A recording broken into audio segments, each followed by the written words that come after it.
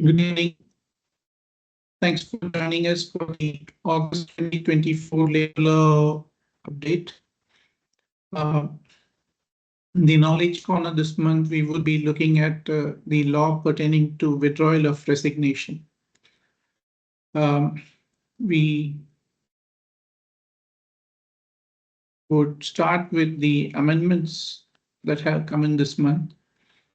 The first of it is under the Tamil Nadu Shops and Establishments Act. The Amendment Act had come as early as to 2023 requiring for registration. They have now given an effective date. The 2023 amendment is effective from 2/7/2024. Therefore, all shops and establishments in the state of Tamil Nadu are required to obtain a registration under the Act. In line with this, on 2/7/24, they've also amended the rules and they have introduced Rule 2A onwards, which requires for an application for registration certificate, and if you were to amend it later on, what happens?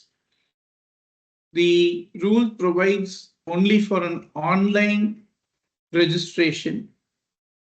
As we speak, as on date, the Labour Department's portal doesn't provide for any amendment, but soon it should be providing. And once the online portal provides for an online registration, the form would need to be filled, and every shop and establishment in Tamil Nadu would need to obtain a registration from the concerned authority. And wherever there's a change, you would need to amend the registration certificate. An additional requirement that has been brought in is about a safety first aid box being kept in every premises. For every 150 employees, one box would need to be kept. So this is an additional requirement that has now been brought under the rules apart from registration, which also every employer would need to take. So wherever you have offices, if you have a shop, every person would need to comply with this new rules from 2/7/24.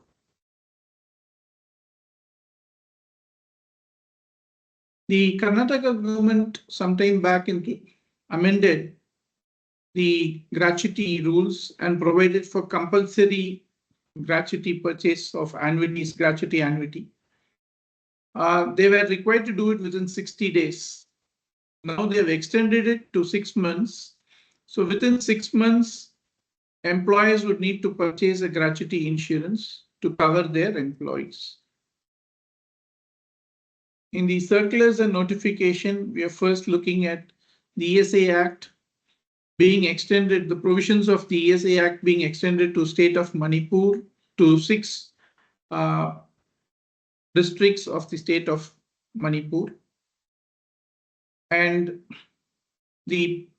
under the Rights of Persons with Disabilities Act, the government has been issuing accessibility guidelines. Now they are issued for higher education institutes what kind of accessibility should be provided in the buildings and what is the kind of facility should be provided for persons with disabilities. So slowly the government is expanding the scope of these rules to different types of industries and areas where people with disabilities could suffer. The ESI Corporation has also come about with changing the revised age, and for which they said it is with the medical reference alone it will be possible to change. And prior to any accident, may it be the insured person or their dependents, the date of birth, if you want to be changed, it would need to be done with a medical reference. In the quiz segment, the question that arises, we request you to post your answers in the chat box. Can an individual workman raise an industrial dispute under Section 2K of the Industrial Disputes Act? At the end of the slides, we would be giving you the answer. but you do please post your answers in the chat box.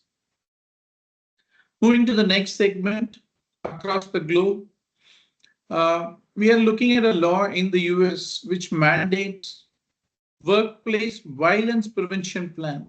So it requires every employer to prepare a workplace violence prevention plan. It is to enhance the workplace safety and reduce incidents of violence at workplace. So this is a new law that's been come about in California. The other is in the United Kingdom, there is a policy of hire and rehire.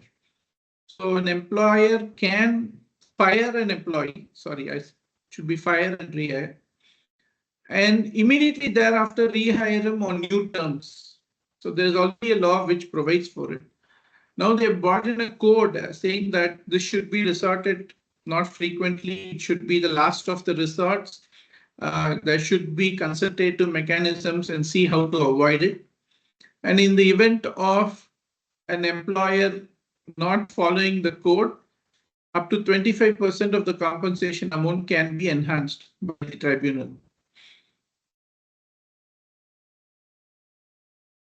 The Telangana government has proposed a policy for gig workers, especially with regard to minimum wages and maternity benefits.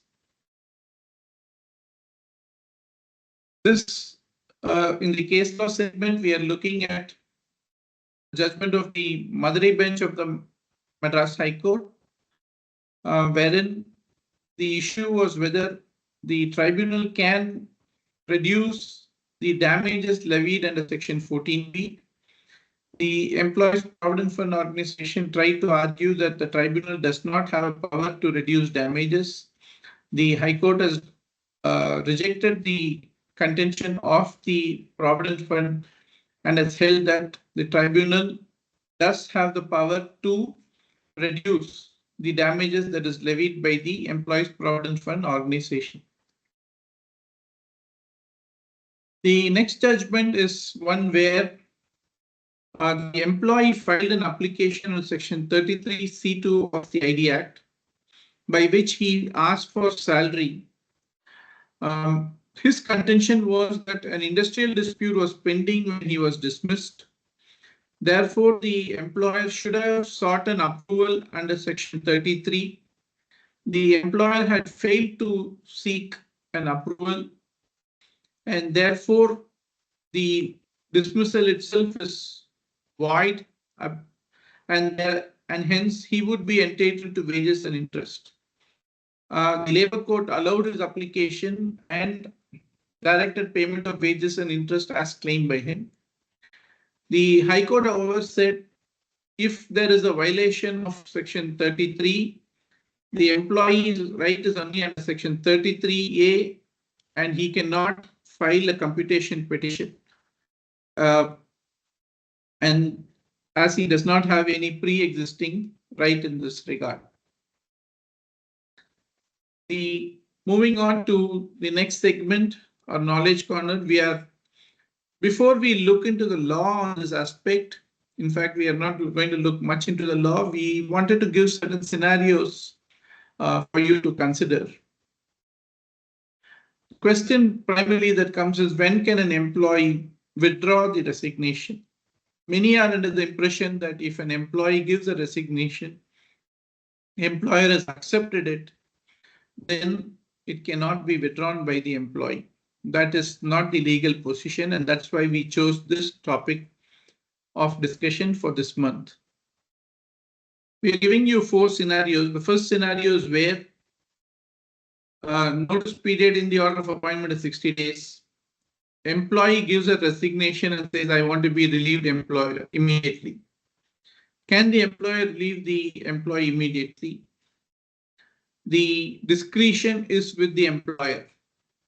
The employer can ask the employee, no, your terms of employment requires you to give me 60 days notice because I have to make alternative arrangements.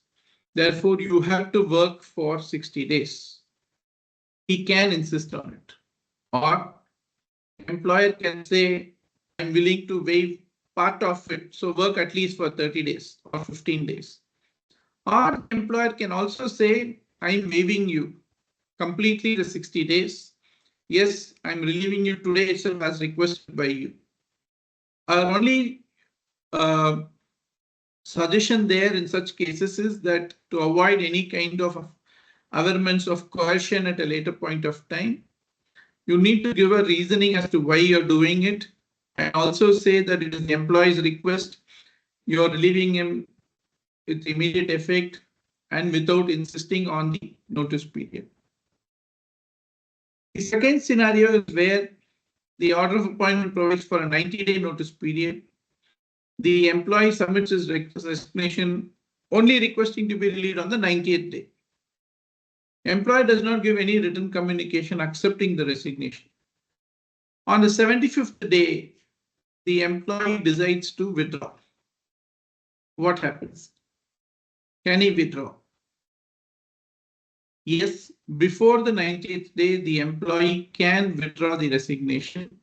So he can legally withdraw the resignation before the 90th day. That is the day he wants to be relieved.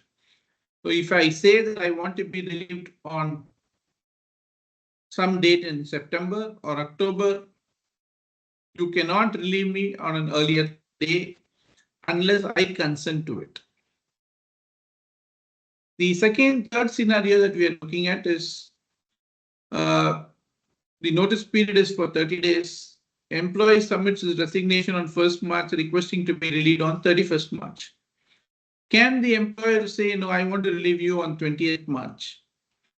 As I said, if the employee consents to it, not a problem. You cannot say, I'm going to pay you till 31st March and I'm leaving you on 20th March. Because between 20th and 31st, the employee still could withdraw the resignation. So consent is essential if you're going to relieve the employee by 20th. So you cannot merely say, I will relieve you on 28th itself instead of 31st by paying 10 days. The employee objects to it, you cannot do it.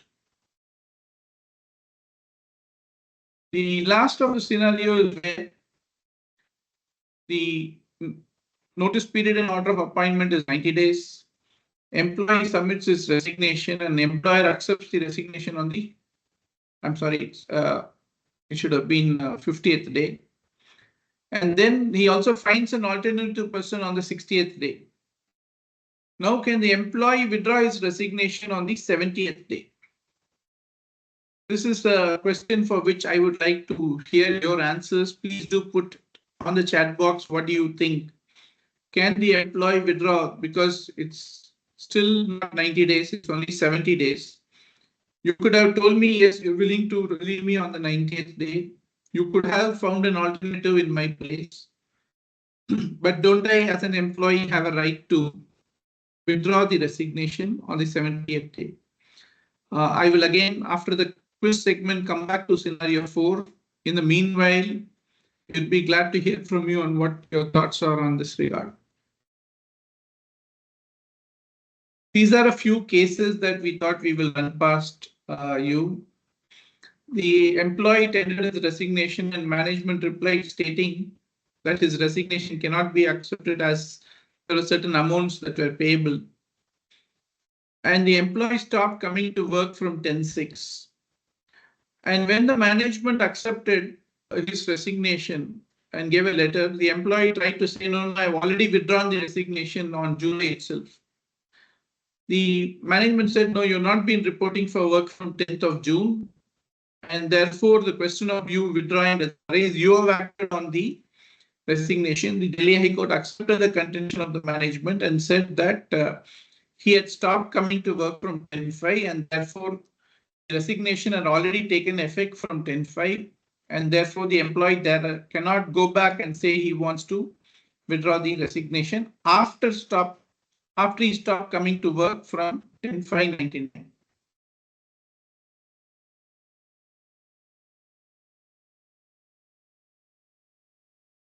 In this case where Supreme Court was considering in 1990, the employee requested and his resignation and he was relieved. And thereafter, when he was not successful with his nomination to the election, he came back and he wanted to rescind his resignation. The Supreme Court said it was not possible. There are quite a few cases in this line where we would share you these PPT, giving you these citations. Sorry, I'm running through. So questions that arise normally is that the resignation voluntary, or was it forced? Was it coerced? So therefore, because the law is that if it is involuntarily forced or coerced, it amounts to a termination. Therefore, you would need to be careful as an employer as to how you are going to accept a resignation and what you propose to do as well. Merely because an employee resigns, it doesn't mean you could just send him out the very next day. So you need to be extremely careful even in cases of resignation, because if they were to thereafter allege that it is a coerced resignation, courts could consider it as a wrongful termination. Moving to our last segment, Lex Posh. We are looking at a case from Telangana where the person concerned, the petitioner, was a police officer. The complainant was a sweeper in the same police station. She made certain allegations against him. Disciplinary authority went on to conduct an inquiry. In the inquiry, the woman who made the complaint retracted. She, in fact, became an approver. But there were other persons who came forward to give evidence. And based on that, disciplinary authority came to the conclusion that the charge was proved, and ultimately a punishment was imposed. The petitioner challenged his punishment before the High Court. The High Court held that when the women employee herself has turned hostile and has denied all the allegations, the disciplinary authority could not have come to a conclusion based on other evidences to say that the petitioner had been harassed or he had committed a misconduct, and therefore set him off and said that they set aside this punishment that was given to him. The answer for the question is no. An individual can raise a dispute only under Section 2, capital A of the ID Act. A dispute under Section 2, small k of the ID Act can be raised only collectively by a union or a group of workmen. Going back to the fourth scenario that we were discussing in the knowledge corner, where we had left it open on the question as to whether a person can withdraw his resignation on the 70th day. There are case laws to say where the employer has already communicated the acceptance, where the employer has already made alternative arrangements and has recruited an alternative person, then the employee at the last hour cannot come and withdraw the resignation. So these case laws do say that yes, though the 90th day has not come, the employee still cannot withdraw it once the acceptance has been given and another alternative person has also been recruited by the employer. Therefore, employees to that limited extent are protected.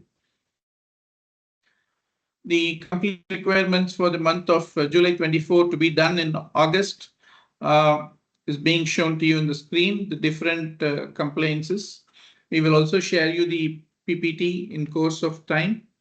Looking forward to connect again with you all on 5th September at 5 p.m. Thank you very much for joining. Have a nice evening.